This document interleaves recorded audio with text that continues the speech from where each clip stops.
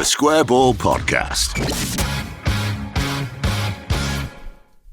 Welcome to the show, brought to you with Levi Solicitors, levisolicitors.co.uk/The Square Ball for your 10% discount on your legal fees. Usual three, Dan, Michael, and Moscow White with you. Here we preview Southampton then, in the second half of the show. It's a big one, isn't it? It's a big weekend, this. Have you seen the fixtures elsewhere? It's probably worth putting it in context. Most people will be aware. Liverpool, Watford, Chelsea, Brentford, Burnley, Man City, Brighton, Norwich, and then you got West Ham, Everton, and Spurs v Newcastle. Every single one of those other clubs should, according to the form book, drop points, if not lose there. And we should win? We should win, yes, because we are we on a run? I think we might be on a run. It's as near as a run as we've got this season, isn't it? 2 in a row. And Southampton are not on a run. Well, they are on a run, a losing run. Having stormed the league, having a brilliant season, they've decided that's quite enough of that. Didn't they do this last year? They just completely nosedived after Christmas. I can't really remember. They seem to just always throw in really strange results, don't they? Like they've had a couple of... There can't be many teams who've lost 9-0 and then not been relegated in those seasons. But yet they manage it. Once a year. Yeah, we shouldn't underestimate them by any stretch of the imagination. It'll be a really tough game. I think all the games between now and the end of the season will be. And just because we've had a couple of wins, we can't take our foot off the accelerator. And they did absolutely batter us down there. Yeah. We need to cover that as well, because I think at the time we described it as the worst ever performance under Bielsa. But we were doing it off the back of an international break. Eek. We didn't have Rafinha, did we? Because he was too sleepy. Barcelona's Rafinha. That's a bit annoying, isn't it? I forgot that from the news roundup, didn't we? That Deco's already sold him, but I guess we worry about that in the You remember the summer. Remember the days when tapping up was like a big controversy? He's Chelsea scum, though, isn't he? And now they're like, oh yeah, he's agreed a 5-year contract. Like, hang on. I mean, it's all fine and well. You might have agreed the terms on it, but we don't have to sell him. I mean, who has reported that stuff anyway? It's Romano, isn't it? Yeah. I mean, he's just any transfer news he can get, he's just dribbling, isn't he? So it's kind of... I don't know how far I believe the agreed terms bit, but I do get that they probably want him. What, they're going to buy him with? Peanuts? Well, exactly. And they haven't even decided, or Dembele hasn't decided if he's leaving yet, and if he's staying, then I don't know what they would want with Rafinha as well, necessarily. I mean, I dare say we will sell Rafinha either this summer or after the World Cup if we choose to hang on to him till after then, because that's probably his maximum value, isn't it? Assuming he doesn't get some sort of terrible injury at the World Cup, which would be very Leeds United going into the last 18 months of his contract. Or away to Southampton, or even at home to Southampton, because we've been away to Southampton and didn't let him play. No. Well, actually, to spin it all back to Leeds United, we got in the Bamford's knackered statement that most of the other players will be back for Southampton, or at least available for selection, let's put it that way. Yeah, Kalvin, Liam and Diego all trained. Rafinha I like this.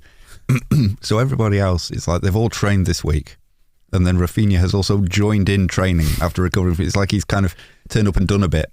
I'm sure that's not what they mean. They're just overwriting. And then Matches Click has returned to the squad after completing the concussion return to training program. So just returned to the squad. Don't know if he's even joined in training. Well, what we do know is that he's been playing golf with a bottle of Corona and a Greggs sausage roll, and putting that picture on Instagram, which is... I didn't see that. I saw, obviously, we mentioned the pizza and Grandma Fleece one, expensive Grandma Fleece last week. He's absolutely living the best life. It was just a photo of a misty golf course, a bottle of beer, and a Greggs sausage roll. I would happily put money on the fact that Mateus Click will be terrible at golf and they'll just go up there like Happy Gilmore, swinging wildly just for fun. Well, if you remember the clip of Berardi playing golf in his early years, where he was in a bunker and was just... much like when Happy Gilmore lost his shit on the course, yeah. Yeah, that was one of the classic early Berardis. It was an unconventional swing, wasn't it?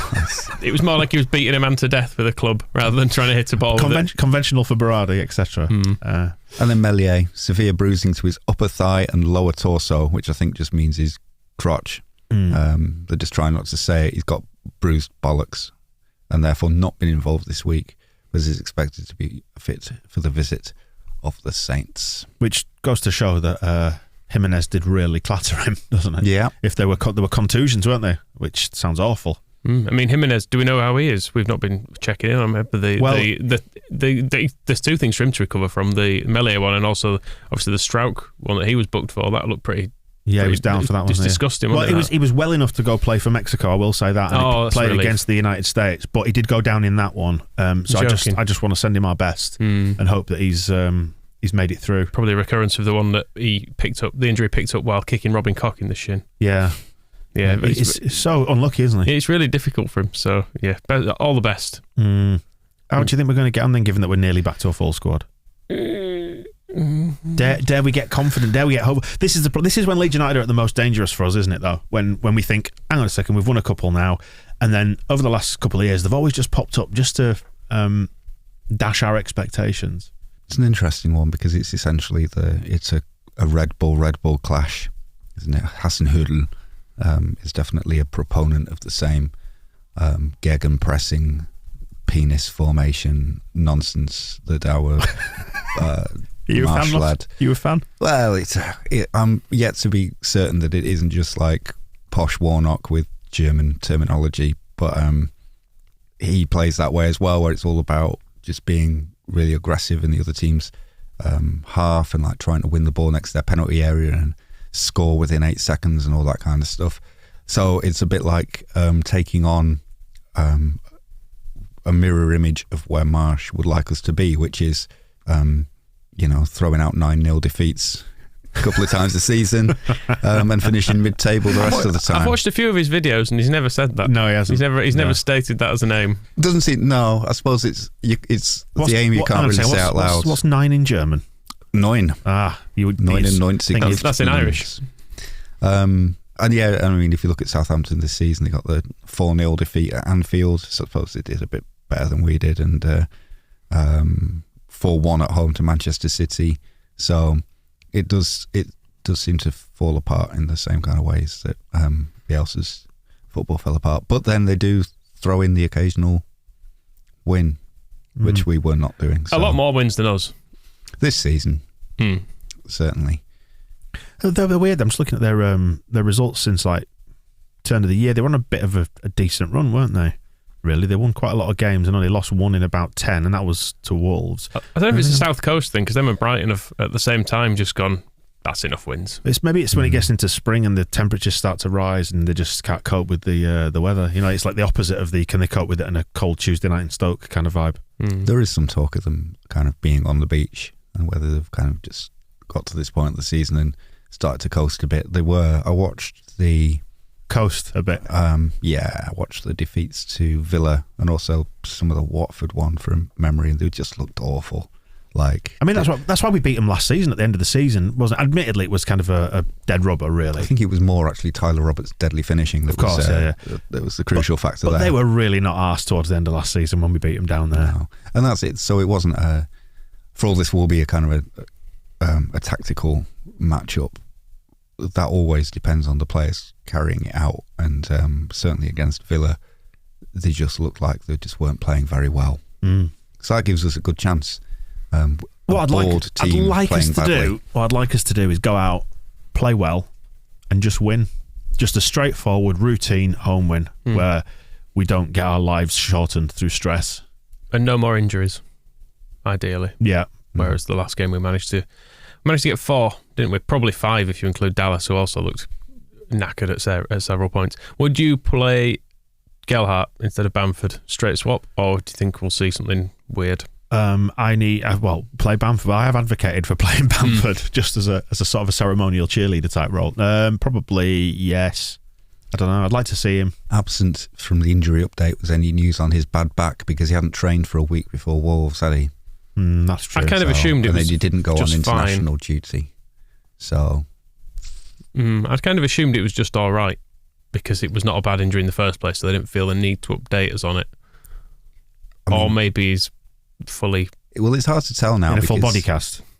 Because it doesn't sound like a bad injury, but then he couldn't train for a week. So that's quite bad. And then now there's no measure of, because if a player's on the bench, we used to be able to say, well, they must be ready to play. But now, Kalvin Phillips was on the bench at Wolves and had absolutely no prospect of playing. He was just there for what, turned out to be quite a good role of coaching, celebrating, fighting the other bench. So it's fine for him to be there. And when you can have, about 20 players on a bench now, can't you? So it's hard to judge, and we'll see. But yeah, he's the big question, though, isn't he, Kalvin? Would you up front? Maybe not up front. I'd probably go for midfield with Kalvin. Would you play him if he's, well, I don't know, 90% of the way there? I don't think he'll be 90% by the sounds of it. I don't think you can be in your first game back. I think you're always going to be further off it than that. I'd rather not risk him. I just feel like... Ever? No, not in this. It all feels too soon. Is he the pair of new roller skates that you've begged your mum to buy, and when you get them you don't want to take them out of the box because you don't want to ruin them? I'm just worried about him. I feel he's basically the same as Bamford this year in that every time he's come back, it's just not been quite right. And is there not an argument, though, to say that given that this Southampton and Watford game the week after are the two that we really need to target, that it's worth maybe taking a slight risk on him then? And then if we lose him for the difficult games afterwards, then fine. Aren't you worried about his broken body? Yeah. And the long-term effects of it? I just want us to stay up, though. Although, I suppose, it's like just before you sell something, you can wreck it a bit, can't you? Or give back a higher card. He's going in summer anyway, isn't he, with Kalvin? Well, don't be so negative. No, hopefully he'll stay. But I don't know. If Forshaw and Click are both fully fit, I would keep Kalvin on the bench for this. Really? What about you, Moscow? What do you think? I'd be inclined to play him, but it depends on who is going to give away the fewest free kicks around our penalty area, because James Ward-Prowse is kind of he doesn't have to be playing well to score a free kick into our top corner. So that's the kind of thing.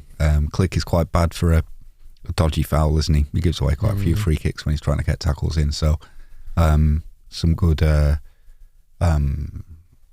clean Kalvin style sweeping of the ball, and then the man after feels like it would work. Because you could push Click further forward, couldn't you? Like, as if Rodrigo's one of your two up front, then maybe Click goes further forward, out of harm's way.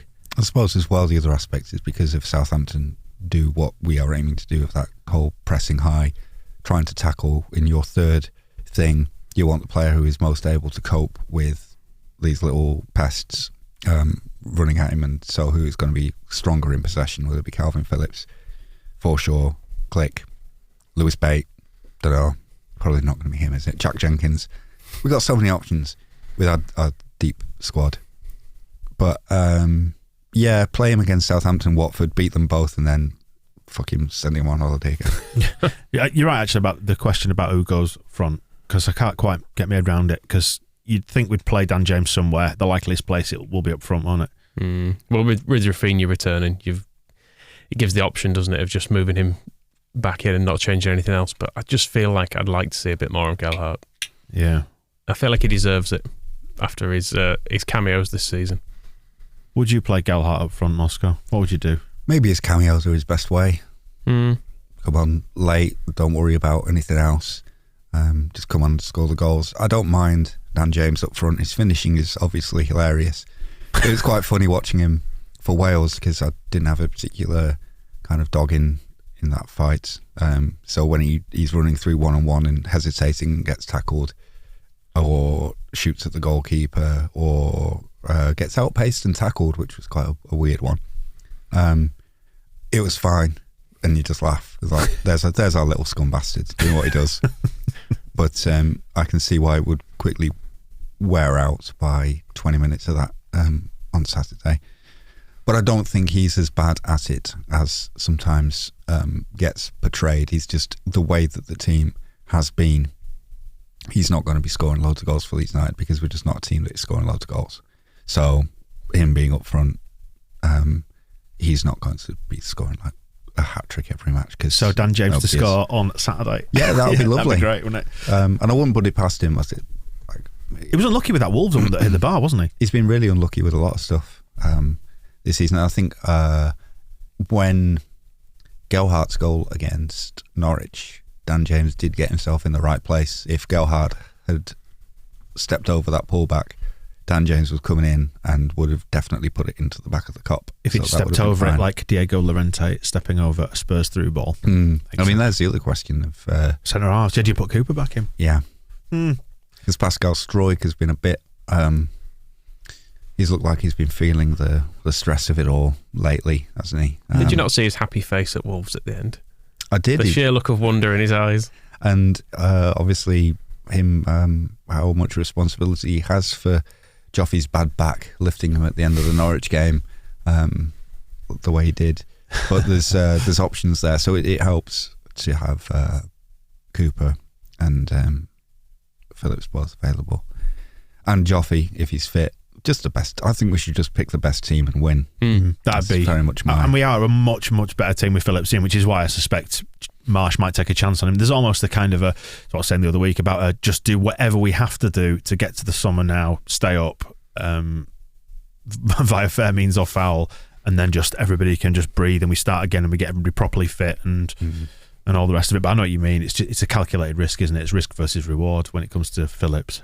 If we win this, I think we can fairly confidently say we're staying up. Yeah, particularly given all those other fixtures, that's the other important thing, because a number of them will, by definition, drop points because everybody's bad. I just hope that we are now on a good uptick. Yeah, I mean, Watford aren't beating Liverpool, Burnley aren't beating Man City, Norwich and Brighton have only got... Norwich don't matter, do they, anyway? Norwich are far too far cut off now. And then West Ham versus Everton's interesting because it's Lampard going back to his old manner. The Moyes angle as well, of course. They should swap teams. And would anyone even notice? But I'm still keeping Newcastle kind of involved in the whole going down thing, and Brentford, because I don't think they should be allowed to get away with it. Well, we're a point off Brentford again now. So having declared them safe the other week, we have now dragged them back into it. So. That's why even I am wary of you saying that if we beat Southampton, I would call it a day. We'll be fine. We would potentially be. Well, we would likely be 10 points clear of the bottom three at that point, with only 7-8 games to play. Yeah, Burnley have still got about 25 to play, haven't they? Yeah, but it's fine, isn't it?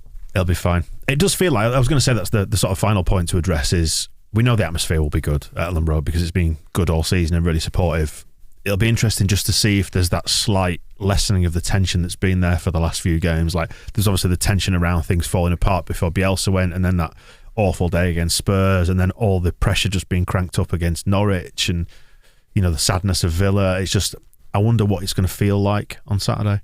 It's always a bit weird after international break as well. It feels like we've been away for a long time. It's not really that long, but there should be pressure on these two games because after Southampton and Watford, we don't know when Chelsea will get played because they're carrying on in the FA Cup and that. But then Palace is a bit difficult because they keep being good, even though they don't seem to get anywhere. And then they keep being good, but they're only 5 points ahead of us. Yeah, and then Man City, Arsenal.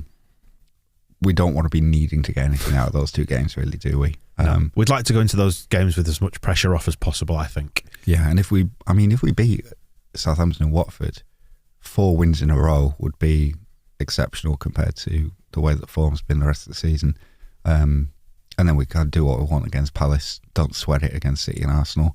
And then just a little tour of Brighton and Brentford, like our victory lap. That would be the dream. I'd really like to go into the Brighton game not shitting my pants about relegation. That's my one major aim. Or at all. Yeah, this for this season. Yeah, I'd like my pants to stay shit free at all times. So yeah, I'm actually looking forward to it. I am as well, I think. Yeah. Although I think I said I was looking forward to Villa. Perhaps Jesse Marsh's first home game. Well excited to see, the new look team. They'll have build on that Leicester result. I think actually I was excited. Leicester defeat. I think I was looking forward to that week as a whole because I thought at the end of it we'll have a good idea if we're staying up or not. And as it was, we still didn't because we were dreadful, and then we managed to just grab a ridiculous injury time winner. I do wonder if because we've had that little upturn in form and people are starting to believe now we'll probably stay up. Hopefully we'll do enough that there's actually a sense that the finish line's in sight as well, because it's been so tiring this season. It's all absolutely set up for a horrifying letdown, isn't it? Yeah, absolutely. And that's everybody arrives at 3:00 on Saturday feeling cool. We just win this game and the finish line's in sight. Everything's good, and then it'll be that same feeling of it's forgotten because of how quickly Gelhardt scored again. But that feeling when Norwich equalised, of just actually this is we're watching it fall apart. Then we go. All right, we've lost Southampton, but as long as we go to Watford, we'll beat Watford. We'll beat Watford, and certainly as long as we don't lose there, that'll be. Oh, we've lost there. Okay, right, we're back. We're right back in it. We're back where we were 3 weeks ago. Please, let's win. So, are we saying cautious home win? Please, let's win. I don't even want to predict anything. I'm just gonna pray for a win. Okay, fair enough. I just need to be able to relax a bit and give your poorly foot a nice rest. Yeah, good. Okay. Well, that wraps it up for this week. We'll be back with propaganda post Southampton straight after the match. We'll hop in here from the stadium just round the corner. That won't be propaganda. That'll be the match ball. That's what I meant. You knew what I meant. Yeah, and then we do so many of them. We're so good to these people, honestly. So yes, the match ball and then propaganda will be after that, and all the usual weekly nonsense. And do check out the Extra Ball as well. The Wolves show is over on there. Not talking about current Wolves, talking about old Wolves who made us very sad. Young Robbie Keane, though. Young Dewey Freeman. Yeah, lots of links between the clubs. Fairly old Don Goodman. And very old Steve Bull by that point, who was, basically pushing up the weeds at, what was he, 32 we discovered. He looked older and he'd been around forever. Yeah, that can be found over on TSB Plus if you want to have a look at that. Thesquareball.net/plus. See you next week.